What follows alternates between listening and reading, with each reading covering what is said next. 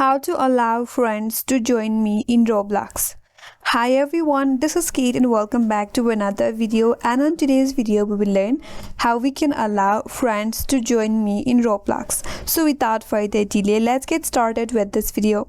First of all, open up roblox.com and make sure that you're logged into your account.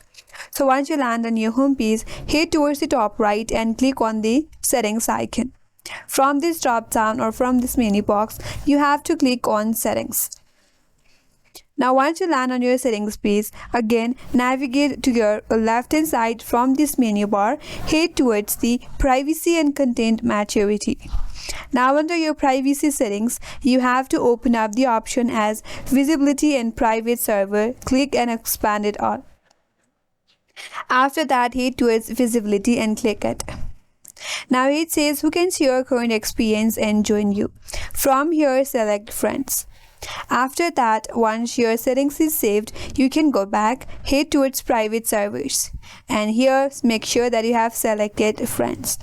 And in this way, you can allow friends to join you in Roblox. And that's all for today's video. Hope this video was helpful, and if you're new to our channel, consider subscribing. Thank you for watching and stay tuned for more videos.